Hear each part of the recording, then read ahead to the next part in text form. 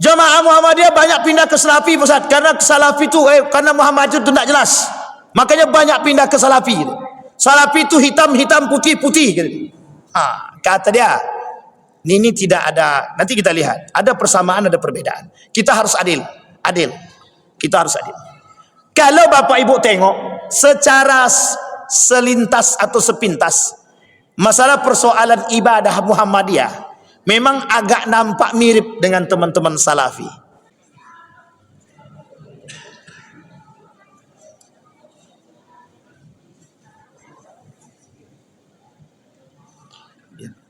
Pindah lah kalian. Pindah.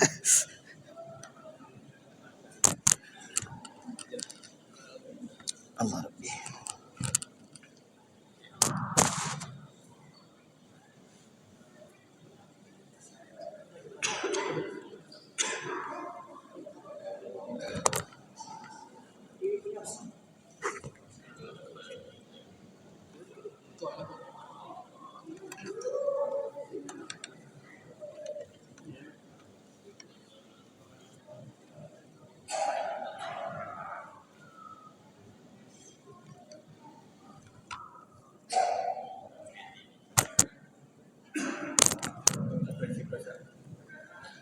Mati pula.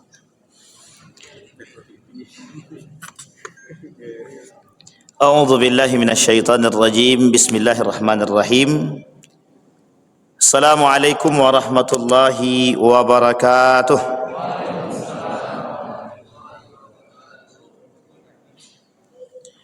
Alhamdulillahi rabbil alamin. Alhamdulillahilladzi an'ama bi ni'matil iman wal islam bihima tatimmus salihat. Ashhadu an la ilaha illallah wahdahu la syarika lah wa ashhadu anna Muhammadan abduhu wa rasuluh la nabiyya ba'd. Allahumma salli wa sallim wa barik ala hadzal nabiyil karim. Allahumma salli ala Muhammad wa ala ali Muhammad fil alamin innaka Hamidum Majid. Ya ayuhan nasu taqu rabbakumul ladzi khalaqakum min nafsin wahidah wa khalaqa minha zawjaha wa batha minhuma rijalan katsiran wa nisaa wattaqullaha alladzi tasaaluna bihi wal arham innallaha kana 'alaikum raqiba. Wa qala Allah Ta'ala ya ayyuhalladzina amanu taqullaha wa qulu qawlan sadida yuslih lakum a'malakum wa yaghfir lakum dhunubakum wa may yuti'illaha wa rasulahu faqad faza fawzan azima. Puji syukur kehadiran Allah atas limpahan rahmat dan karunia-Nya dengan mengucapkan alhamdulillahi rabbil alamin. Bersolawat kepada Nabi dengan mengucapkan Allahumma salli ala Muhammad wa ala ali Muhammad fil alamina innaka Hamidum Majid. Bapak Ibu sekalian yang berbahagia, mudah-mudahan di maghrib ini Allah melimpahkan rahmat dan karunia-Nya kepada kita semua. Allah memberkahi hidup kita. Allah jadikan rumah tangga yang sakinah, mawaddah, warahmah. Allah anugerahkan anak-anak yang saleh dan salihah. Allah jadikan kita orang-orang yang selalu bersyukur akan segala nikmat-Nya. InsyaAllah kita semua husnul khatimah. Amin ya rabbal alamin. Baik Bapak Ibu sekalian yang berbahagia, di malam ini Bapak Ibu atau di maghrib ini ada hal yang begitu sensitif yang ingin kita coba bahas bersama. Tetapi Bapak Ibu sekalian yang berbahagia, ada hal yang harus kita pahami dari persoalan-persoalan yang begitu cukup sensitif terkait perbedaan Muhammadiyah dan teman-teman Salafi. Ini teman-teman Salafi nggak ada ini. Ini kalau ada teman Salafi enak. Ini ada Bang Muhammadiyah, sama orang KMF Muhammadiyah. Kita orang Muhammadiyah. Jadi Bapak Ibu sekalian yang berbahagia, beberapa pekan yang lalu banyak pertanyaan terkait Muhammadiyah ini atau keberadaan Muhammadiyah ini. Apakah Muhammadiyah ini sama dengan teman-teman Salafi atau Wahabi? Tapi saya tak pakai kalimat Wahabi, saya pakai kalimatnya Salafi saja. Apakah sama Muhammadiyah dengan Salafi atau justru berbeda? Bapak Ibu sekalian yang berbahagia, pertanyaan ini saya rangkum, paling tidak ada 8 pertanyaan yang disampaikan kepada kami sebagai orang Muhammadiyah. Jadi hari ini saya deklarasi kalau saya adalah orang Muhammadiyah. Jadi ada poin-poin penting Bapak Ibu sekalian yang berbahagia yang ditanyakan mereka kepada kami. Pertama, mereka sampaikan begini, sebagian kalangan, Muhammadiyah itu tidak jelas dan tak tegas. Di mana letak tak jelas tak tegasnya itu? Ketika mereka melihat Muhammadiyah ini adalah kelompok yang intoleran pada waktu-waktu tertentu. Ketika pemerintah awal Ramadannya berbeda dengan Muhammadiyah, dianggaplah Muhammadiyah ini menyeleweng daripada aturan pemerintah. Tapi tidak dilihat dari sisi yang lain. Ketika Muhammadiyah punya peran, jadi dalam Muhammadiyah itu ada pembahasan khusus dalam al-Islam dan kemuhammadiyahan. Salah satunya gerakan sosial. Muhammadiyah itu dalam peran politik, sangat. Jangan dikira Muhammadiyah tidak berpolitik. Muhammadiyah berpolitik tapi tidak berpolitik praktis. Tapi sebagian di antara mereka mesti banyak yang datang dan mencari suara ke Muhammadiyah. Itu pasti. Dan kita sampaikan itu. Jadi kalau mereka berbicara mengatakan bahwa Muhammadiyah itu tidak jelas dan tidak tegas, hanya karena persoalan Muhammadiyah dalam urusan melihat hilal itu berbeda dengan kelompok yang lain atau pemerintah, itu tidak bisa dijadikan standar ketidakjelasan Muhammadiyah. Satu. Pertanyaan kedua, apa kata mereka? Muhammadiyah itu abu-abu, katanya. Salafi tidak, NU tidak, katanya. Saya bilang, justru keabu-abuan itu yang perlu kita jadikan lebih terang. Masih mending abu-abu, karena masih ada warna yang abu-abu. Coba kalau tidak abu-abu, tidak warna merah, tidak warna hitam, itu lebih parah. Hanya saja Bapak Ibu sekalian yang berbahagia, Muhammadiyah ini adalah organisasi yang lebih dulu berdiri daripada NU, termasuk Salafi itu sendiri. Secara formal Muhammadiyah itu berdiri 1912. Indonesia belum merdeka, Pak. Kenapa NU berdiri? Itu setelah Kiai Haji Ahmad Dahlan meninggal. Bukan tanpa sebab. Kiai Haji Hasyim Asy'ari mendirikan Nahdlatul Ulama 1926.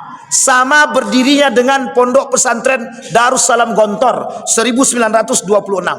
Sebelum itu sudah berdiri 1912 Muhammadiyah. Berapa lama jaraknya? Dan bukan tanpa alasan. Kenapa Kiai Haji Hasyim Asy'ari mendirikan Nahdlatul Ulama, gerakan ini? Awalnya dia tak mau mendirikan karena sudah ada Muhammadiyah. Setelah meninggal 1923, ada yang mengatakan 1925, Kiai Haji Ahmad Dahlan, barulah kemudian Kiai Haji Hasyim Asy'ari mendirikan Nahdlatul Ulama. Jadi kalau dikatakan Muhammadiyah ini gerakan abu-abu 1912, Indonesia belum merdeka. Itu Muhammadiyah sudah ada. Ini orang-orang yang berbicara demikian ini mesti tidak kenal Muhammadiyah. Jadi patokan gerakan itu dianggap patokan gerakan keagamaan secara murni. Saya ceritakan satu hal. Dalam surat Al-Ma'un itu, Kiai Haji Ahmad Dahlan itu, atau lebih tepatnya Ahmad Darwis atau Muhammad Darwis itu, mengajarkan surat Al-Ma'un berbulan-bulan kepada muridnya. Sampai protes muridnya. Apa kata muridnya? Loh, kok ini terus yang dibahas, tidak ada selesai-selesainya? Apa jawaban Kiai Haji Ahmad Dahlan? Sebelum dia sampai ke Indonesia, nama dia Muhammad Darwis. Setelah dia sampai ke Indonesia, berubah nama menjadi Ahmad Dahlan. Dia dari Mekah, sama-sama murid atau sama-sama berguru kepada seorang ulama besar, namanya Soleh Darat. Begitu juga Yasin Al-Padani atau Al-Padani. Itu penting untuk dipahami. Jadi Ahmad Dahlan dengan Kiai Haji Hashim Asy'ari ini masih bersaudara. Kalau bahasa kita ni 3 pupu. Oh, coba dekat itu, sangat dekat sekali. Jadi kemudian kita kembali kepada cerita Ahmad Dahlan tadi. Ketika ditanya sama muridnya, kok surat Al-Ma'un tak selesai-selesai, padahal kan pendek. Apa jawaban Kiai Haji Ahmad Dahlan kepada muridnya? Sudah dilakukan atau belum? Sudah diamalkan atau belum? Coba bayangkan. Sekarang berapa banyak orang yang hafal Quran? Coba tanya 1 ayat saja. Sudah diamalkan atau belum? 1 ayat saja. Dari surat Al-Ma'un itu, yang ditanyakan oleh muridnya kepada Kiai Haji Ahmad Dahlan, yang dikatakan tidak selesai, ditanyakan balik sama Ahmad Dahlan. Apa kata Ahmad Dahlan? Sederhana pertanyaannya, sudah diamalkan atau belum? Jawabannya sederhana, belum diamalkan. Apa kata Kiai Haji Ahmad Dahlan? Amalkan dulu. Itulah cikal bakal berdirinya hari ini Rumah Sakit Muhammadiyah. Jadi jangan kata kalau Muhammadiyah itu tidak punya peran terhadap Republik Indonesia. Bukan tidak punya peran, sangat punya peran sekali. Bayangkan. Nah, jadi Bapak Ibu, tapi mereka anggap Muhammadiyah ini abu-abu dalam istilah agama. Lembut tidak, kasar tidak. Karena pemahaman Muhammadiyah itu wasatiyah, lebih modern atau tengah-tengah. Daren. Baik, yang ketiga. Pertanyaan yang ketiga. Jamaah Muhammadiyah banyak yang pindah ke Salafi gitu deh. Oh, ini pertanyaan. Ini ada abang orang Muhammadiyah. Betul Bang? Coba tanyakan. Apa kata mereka? Jamaah Muhammadiyah banyak pindah ke Salafi, Ustaz. Karena Salafi itu karena Muhammad itu tidak jelas. Makanya banyak pindah ke Salafi. Salafi itu hitam-hitam, putih-putih gitu. Kata dia, ini tidak ada. Nanti kita lihat. Ada persamaan, ada perbedaan. Kita harus adil. Kita harus adil. Kalau Bapak Ibu tengok secara selintas atau sepintas, masalah persoalan ibadah Muhammadiyah memang agak nampak mirip dengan teman-teman Salafi. Tetapi Muhammadiyah dengan Salafi punya perbedaan yang fundamental, sangat-sangat jauh. Itu pertanyaan ketiga. Pernyataan keempat, mengapa Muhammadiyah tidak bermazhab? Memang betul kalau begitu, kata dia kan. Kapan dia pengen jalan, kalau tak ya sudah. Itu dia bahasa yang dipakai. Muhammadiyah itu nanti kita jelaskan satu-satu. Dia kalau dijelaskan panjang lebar ini. Ini tidak selesai satu kali pertemuan, tidak selesai. Karena pertanyaannya banyak. Kelima, ini saya kutip daripada WA yang masuk. Mengapa Muhammadiyah menggunakan istilah ittiba bukan taklid? Ini juga sama Pak. Muhammadiyah tak kenal taklid. Muhammadiyah tidak kenal taklid. Tapi yang dikenal oleh Muhammadiyah ittiba. Baik. Kemudian yang keenam. Terus kalau begitu apa perbedaan Muhammadiyah dengan Salafi? Itu dia pertanyaan yang dari Pak Yendi. Itu dia pernyataan dari Pak Yendi. Yang ketujuh, apa kata mereka? Warga Muhammadiyah bosan dengan materi-materi Muhammadiyah, sehingga banyak yang tak mau datang dengan kajian-kajian di Muhammadiyah. Ini nanti kita perlihatkan Bapak Ibu. Ada fenomena yang sangat unik itu Bapak Ibu. Di Indragiri Hilir, itu ada Masjid Muhammadiyah di Tembilahan itu. Itu kalau, ini unik. Jadi ketika sholat 5 waktu, itu yang sholat itu 1 sop tak sampai. 1 sop tak sampai. Tapi kalau Muhammadiyah lebaran duluan, itu sampai lantai dasar pun nggak cukup. Itu Pak, jadi sebenarnya relawan Muhammadiyah itu banyak. Kami pernah jadi imam, jadi khatib Idul Fitri, Idul Adha di Perawang. Orang Muhammadiyah itu kalau kita hitung sedikit, setengah masjid baru itu tak sampai. Masjid Taqwa itu tak sampai. Pas khutbah Idul Adha, pas acara Idul Adha, itu Muhammadiyah duluan. Itu sampai ke jalan jamaah itu. Parkir tuh tak tahu di mana itu.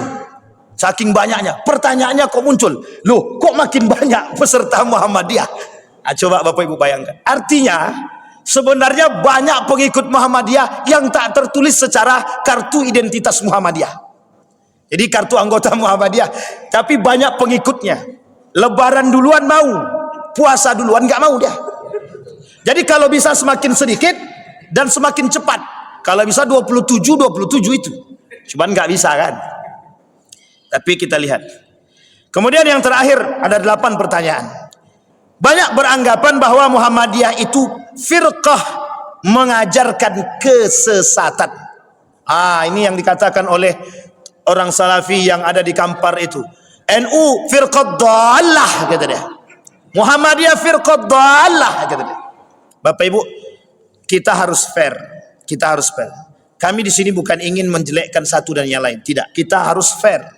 Kami ingin menyampaikan kepada Bapak Ibu semua, biar masyarakat juga tahu siapa Muhammadiyah dan bagaimana. Kita ambil contoh, mohon maaf, di Riau ini, itu termasuk orang memandang Muhammadiyah itu sedikit sensitif. Di sore itu Muhammadiyah nggak bisa masuk. Hanya segelintir pengikutnya. Kalau ada orang, ini orang Muhammadiyah nih, nggak sejalan dengan kami. Coba bayangkan. Itu orang-orang yang nggak paham sejarah. Orang-orang yang tidak paham dengan siapa sebenarnya atau bagaimana sebenarnya atau apa sebenarnya Muhammadiyah ini. Hari ini kita mau akui Bapak Ibu, biar Bapak Ibu semua tahu. Yang paling konsisten hari ini, kelompok dan organisasi yang masih dianggap paling konsisten menjaga Muhammadiyah. Boleh cek firqah-firqah yang lain atau organisasi yang lain. Itu organisasi yang paling berdiri hari ini, tidak ke kanan, tidak ke kiri, itu cuma Muhammadiyah. Karena slogan Muhammadiyah itu adalah wasatiyah, menjadi pendamai di antara sekian banyak masalah. Ketika kasus-kasus bertebaran, Muhammadiyah paling tengah. Maka Bapak Ibu sekalian yang berbahagia, itu dalam segi politiknya, pemerintahannya. Tapi Muhammadiyah juga tidak bisa dipandang sebelah mata dalam urusan agama. Muhammadiyah punya satu hal yang harus Bapak Ibu tahu. Majelis tarjih. Tahu Bapak Ibu tarjih itu ya? Tukang buat fatwa di Muhammadiyah itu namanya majelis tarjih. Dan fatwa itu dipegang oleh anggota Muhammadiyah. Kalau dibilang tidak konsisten, Muhammadiyah sangat konsisten sekali. Ada majelis tablik yang membidangi dakwah. Muhammadiyah kalau berbicara tentang dakwah, Bapak Ibu boleh cek yang sampai ke pelosok sana itu siapa. Bukan hanya yang lain, Muhammadiyah juga paling utama.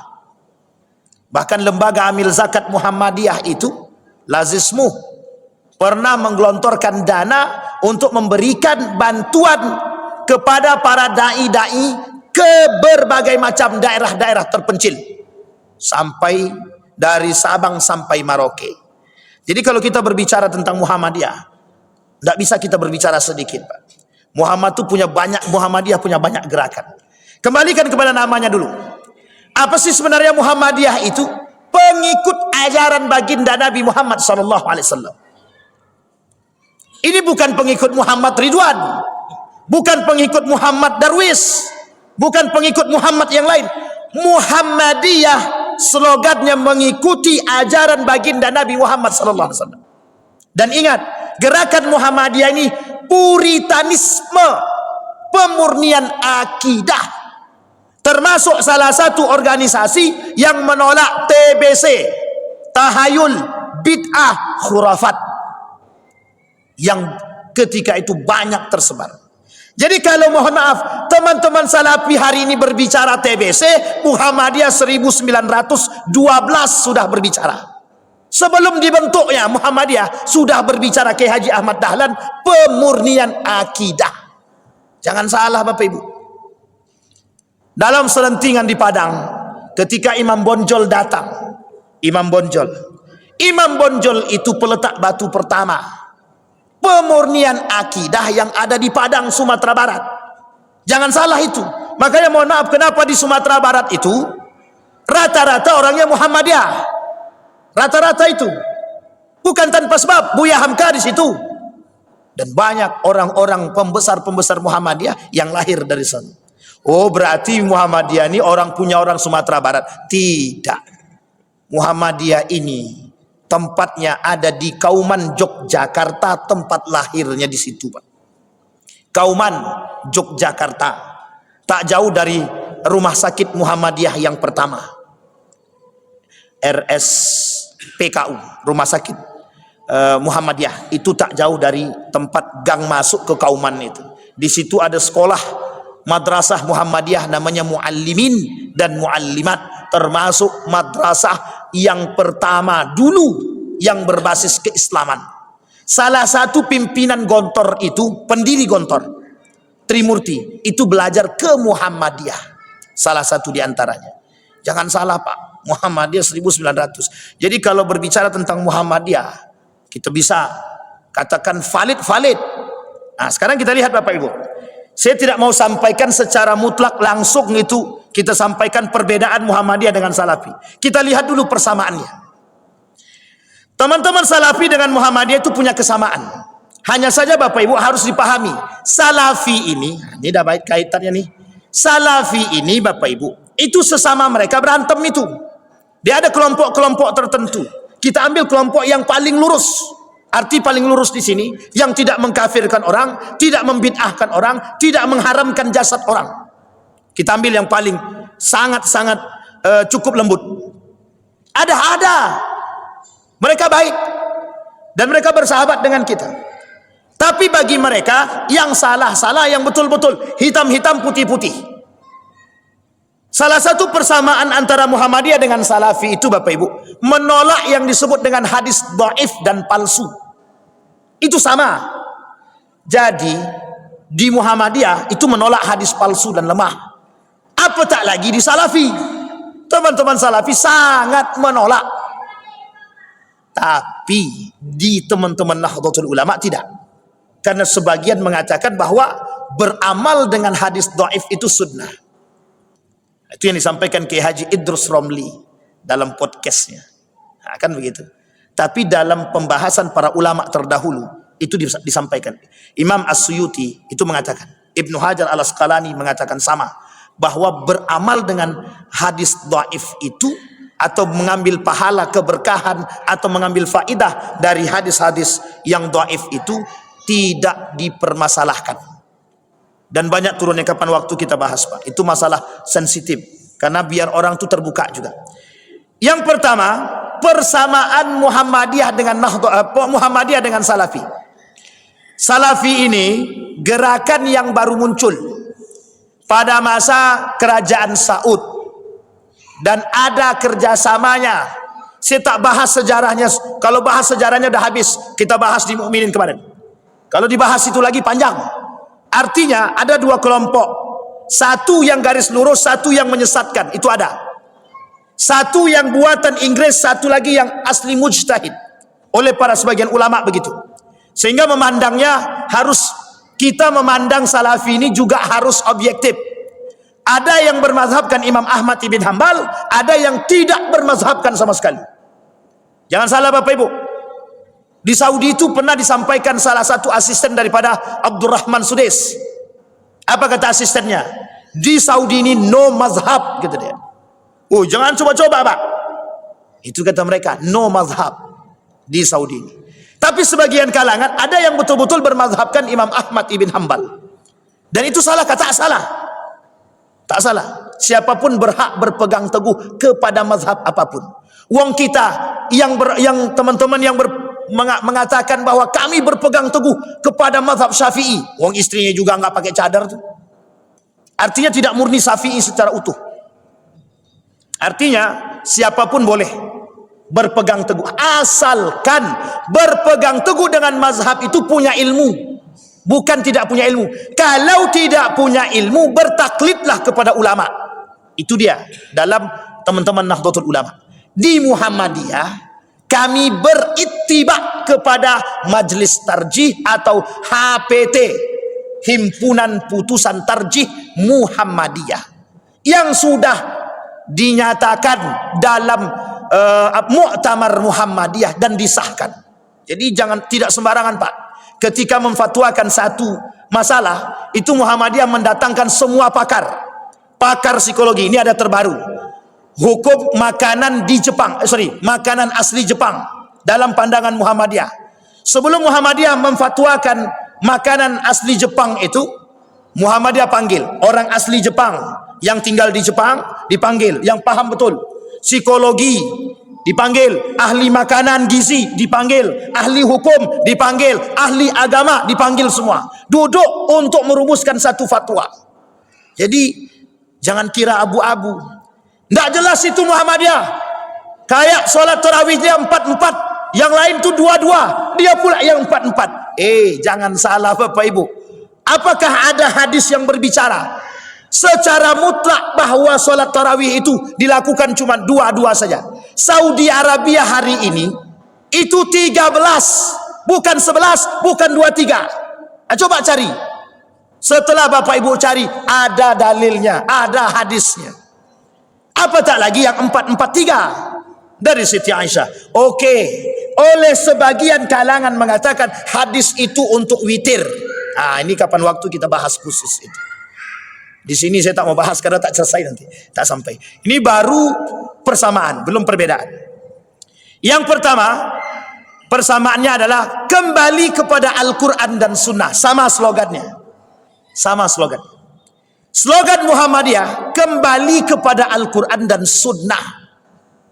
Jadi tolak ukurnya adalah Al-Quran dan Sunnah, bukan yang lain. Gak ada yang lain, gak ada. Kalau yang lain percaya dengan kias, Muhammadiyah cuma menggunakan Muhammadiyah menggunakan Al-Quran dan Sunnah. Kalaupun ada kias, hanya untuk pandangan, bukan penguat sumber hukum. Harus dipahami di situ, bukan penguat sumber hukum. Tetapi ada perbedaan antara Muhammadiyah dengan teman-teman Salafi. Muhammadiyah tidak tekstual saja, juga kontekstual. Muhammadiyah memandang satu ayat itu harus dipahami dengan model pemahaman yang kontekstual, begitu juga tekstual. Sehingga Muhammadiyah menggunakan metode pendekatan bayani, irfani, burhani. Itu mesti tak perlu kita bahas panjang, cukup dalam kajian serius aja itu. Artinya ada pendekatan tertentu yang digunakan. Jadi tidak bisa sembarang main haram-haram aja, tidak bisa itu. Misal tentang zakat. Ini saya sampaikan tentang zakat. Dalam zakat itu, oleh teman-teman Salafi itu tidak mau menggunakan pulus, harus pakai beras atau makanan pokok. Sementara Basnas kita itu membolehkan. Tahu Bapak Ibu mazhabnya siapa itu? Itu bukan mazhab Imam Syafi'i. Kalau mazhab Imam Syafi'i 2,7, makanya UAS mengambil 3, 2,7 sampai 3. Itu mazhab Imam Syafi'i standarnya. Di Muhammadiyah mereka tidak seutuhnya menyalahkan dan masih bisa menerima ketika ada orang yang membayar dengan uang. Artinya lebih terbuka cara berfikir. Ini perbedaan. Saya tak jelaskan metodenya karena penjelasan metode itu panjang. Baik, itu yang pertama. Sama-sama menjadikan slogannya kembali kepada Al-Quran dan Sunnah. Yang kedua, sama-sama tidak berhujjah kepada hadis dhaif dan palsu.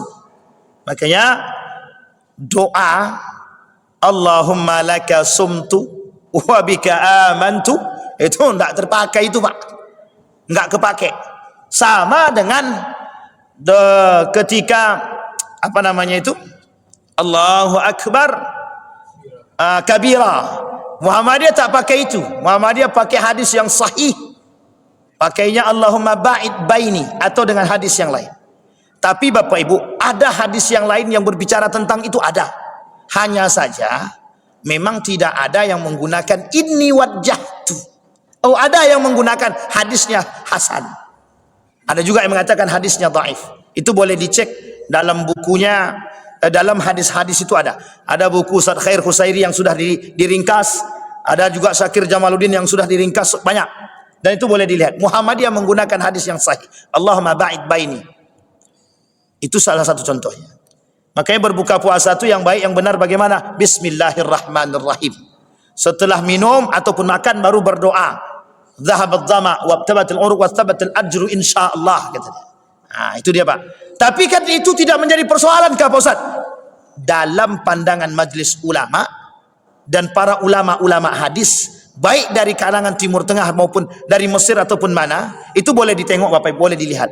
Ternyata menggunakan hadis palsu dalam doa itu sebagian ulama ada yang membolehkan. Kenapa alasannya begitu? Karena banyak orang berdoa yang tidak ada di dalam Al-Quran dan hadis. Ya Allah, kuatkanlah imanku. Mana hadisnya? Tidak ada. Ya Allah, tambahkanlah istriku. Mana dalilnya? Tidak ada. Maksudnya dalam konteks bahasa yang seperti itu tidak ada. Oleh sebagian ulama, maka dibenarkan menggunakan hadis palsu dalam doa. Di dalam permasalahan ini Muhammadiyah berposisikan seperti ini. Kenapa menolak hadis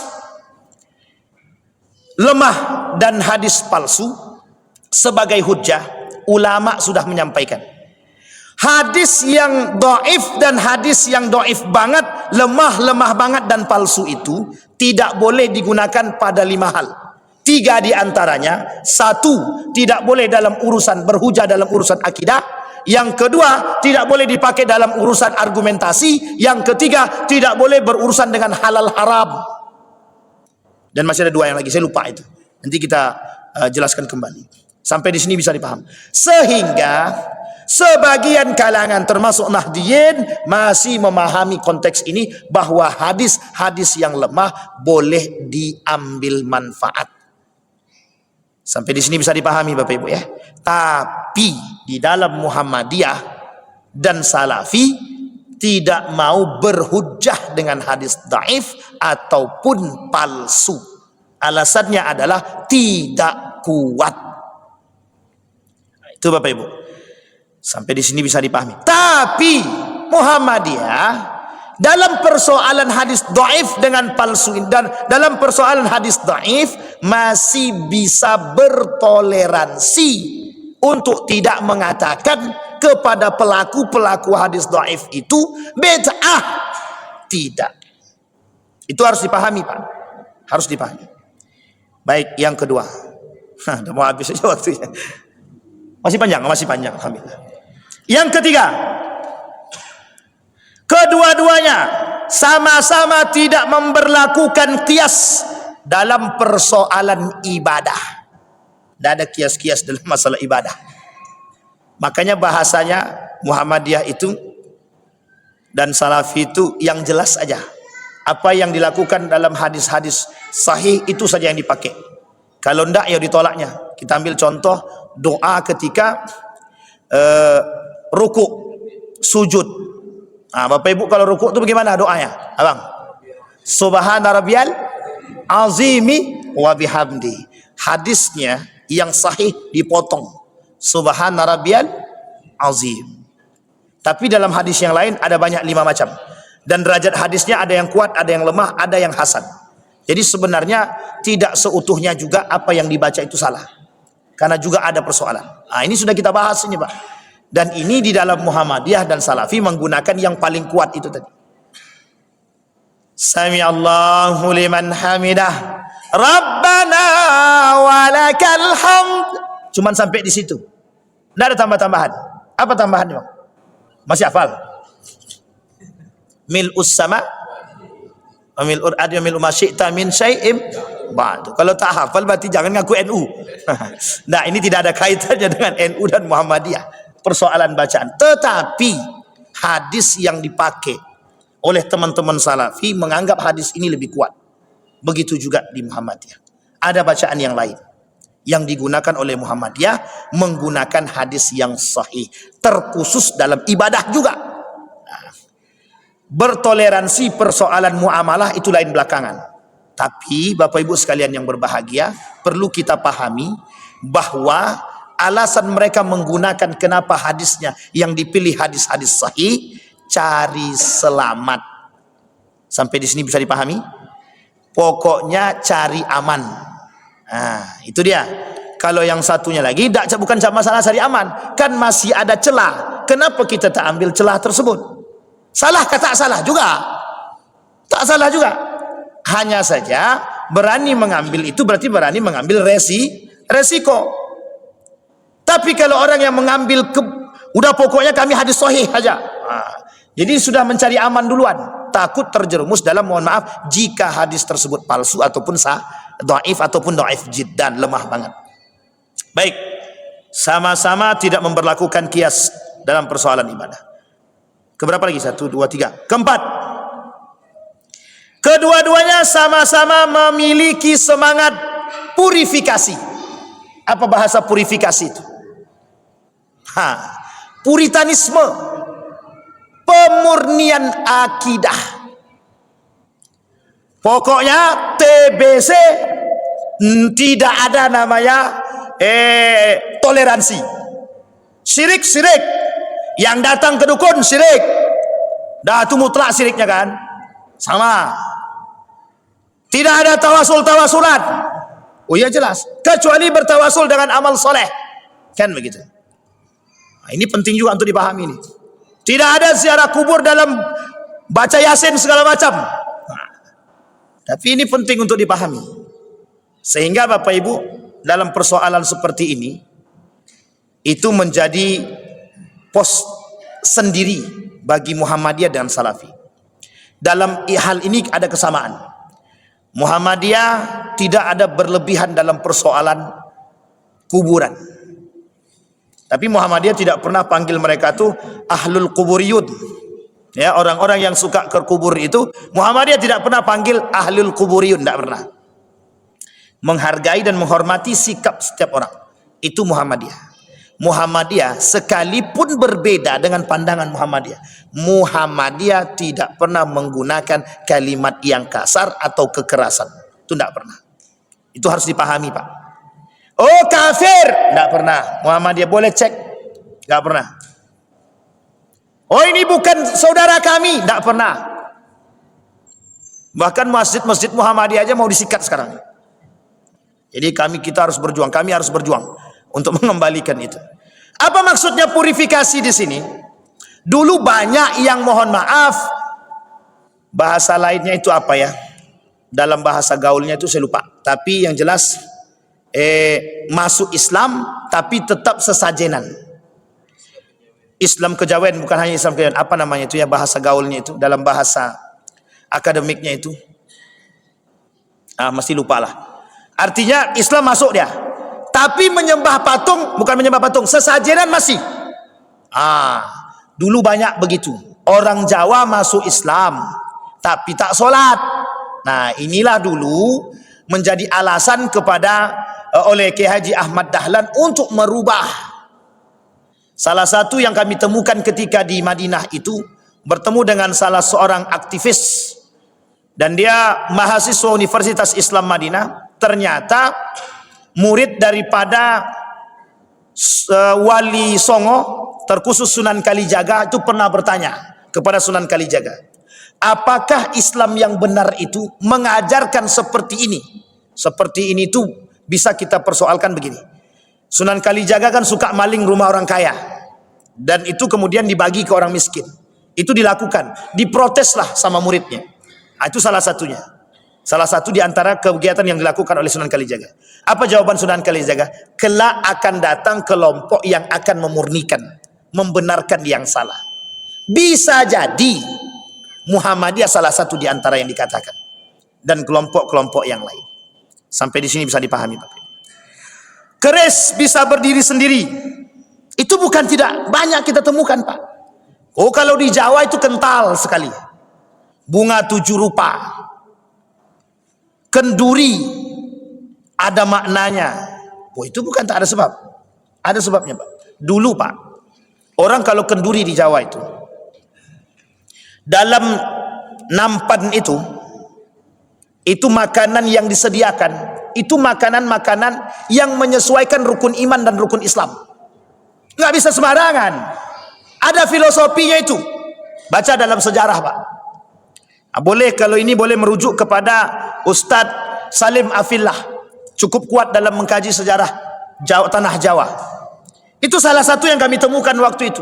Mohon maaf Pak Ustadz, kata dia. Ini makanan yang kami buat ini dari nenek moyang kami, itu ada maknanya. Jadi tidak bisa, Pak. Kalau kita makan itu yang kering dengan yang kering, tidak bisa. Yang kering harus dengan yang basah. Dan itu ternyata ada makna. Dan makna itu mereka masukkan dalam rukun iman dan rukun Islam. Coba bayangkan. Nah, jadi ini sejarah. Nah, ini Saidul Amin juga cukup lumayan untuk memahami itu. Baik, kita kembalikan kepada perbedaan tadi. Persamaan. Sama-sama memiliki semangat purifikasi. Nah, ini yang harus dipahami dulu dari teman-teman Muhammadiyah. Secara ibadah, Muhammadiyah tidak tahlilan. Sama, Pak. Salafi juga tidak tahlilan, Pak. Muhammadiyah tidak ada namanya kenduri.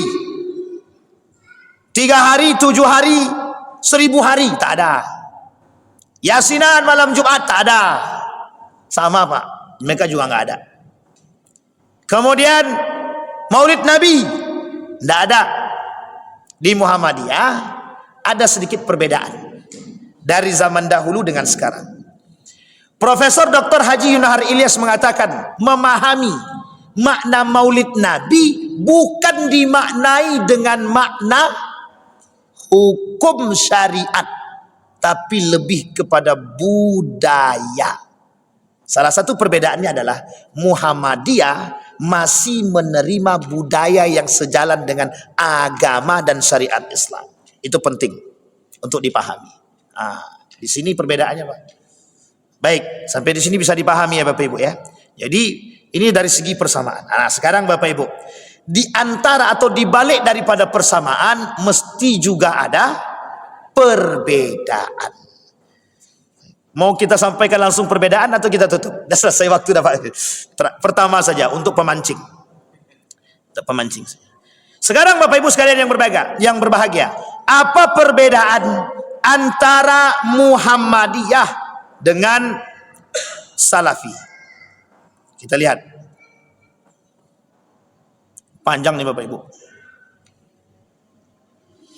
Muhammadiyah menerima modernisasi atau kemoderenan, lebih tepatnya wasatiyah. Sementara teman-teman Salafi tak mau terima, cuman pakai HP. Nah, ini tolong dipotong yang terakhir. Artinya mereka teman-teman Salafi tidak mau menerima modernisasi. Kemoderenan ini mereka tidak terima. Sementara Muhammadiyah itu menerima perkembangan zaman secara modern. Kenapa? Karena dalam pandangan Muhammadiyah, modern ini, perkembangan zaman ini tidak bisa ditolak. Artinya, pada satu sisi, dalam persoalan muamalah, Muhammadiyah membuka diri untuk kembali mengkaji. Sehingga muncul hukum-hukum yang baru yang berdasarkan hasil putusan tarjih Muhammadiyah yang memang layak dikeluarkan dan diikuti oleh anggota Muhammadiyah. Kita ambil contoh. Muhammadiyah itu kalau melihat hilal menggunakan apa? Hisab. Betul ya? Hisab. Tapi kemarin Muhammadiyah agak sedikit lebih modern. Menggunakan hisab dan imkanur ru'yah. Sementara pemerintah ru'yah tapi satu sisi menggunakan hisab. Sampai di sini bisa dipahami. Artinya ada titik temu yang bisa disamakan. Nah, ini penting untuk dipahami. Kalau dulu cuman kami pakai hisab saja, betul. Tapi sekarang Muhammadiyah juga bisa menggunakan yang disebut dengan imkanur ru'yah. Hisab dipakai, imkanur ru'yah juga dipakai. Nah, ini penting. Muhammadiyah tidak menolak modern, betul. Perkembangan zaman di Muhammadiyah mereka terima. Makanya mohon maaf, selalu terjadi perubahan dalam sisi muamalah. Sekarang Muhammadiyah punya Gojek. Namanya apa? Lupa saya. Bang, apa nama Gojek kita? Zendo. Nah, itu kalau ini udah nampak tuh. Oh ya, Muhammadiyah juga sudah punya. Sebenarnya kalau Muhammadiyah ini punya produk-produk itu kita tidak aneh. Uangnya 15 triliun nggak bergerak. Jadi kalau mau diambil yang goyang pemerintah yang goyang. Nah, itu Pak. Masih ingat kasus itu Pak? Mohon maaf ya. Kita kalau mau sombong-sombongan Pak ya. Muhammadiyah itu pernah mohon maaf menggertak pemerintah itu dengan apa? Ditariknya duit. Mau membangun Muhammadiyah, Bank Muhammadiyah sendiri. Bukan tak bisa. 15 triliun. Kalau bahasa kasarnya pemerintah punya hutang kepada Muhammadiyah. Cuman kan kita nggak mungkin sampaikan itu. Astagfirullah. Sampai di sini bisa dipahami Pak ya. Jadi kalau kita berbicara persoalan Muhammadiyah bergerak. Nah, yang kedua perbedaan antara Muhammadiyah dengan Salafi. Muhammadiyah itu organisasi, sementara Salafi ini sekte. Kalau kita berbicara atau mempermasalahkan organisasi itu terstruktur, ada ketuanya, ada sekretarisnya, ada bendaharanya. Salafi tak ada. Siapa ketua Salafi sekarang? Apa dia organisasi? Tidak ada Pak. Maka Salafi ini secara perbedaan dengan Muhammadiyah pada poin kedua tadi, Muhammadiyah ini organisasi legal, formal, jelas, sementara Salafi tidak. Dia bukan organisasi, bukan tidak jelas juga, bukan organisasi tapi sekte. Maka tidak ada Pak, teman-teman Salafi kan tidak ada tuh siapa ketua Salafinya, tidak ada. Iya memang tidak ada, kecuali kalau mereka bangun yayasan, itu lain cerita. Nah, sampai di sini bisa dipahami Bapak Ibu. Kita masuk 2 poin saja dulu. Kapan waktu kalau kita ketemu lagi kita sampaikan. Insya Allah ini bahan mau kita sampaikan juga kepada khusus masyarakat Muhammadiyah juga. Lain waktu insya Allah.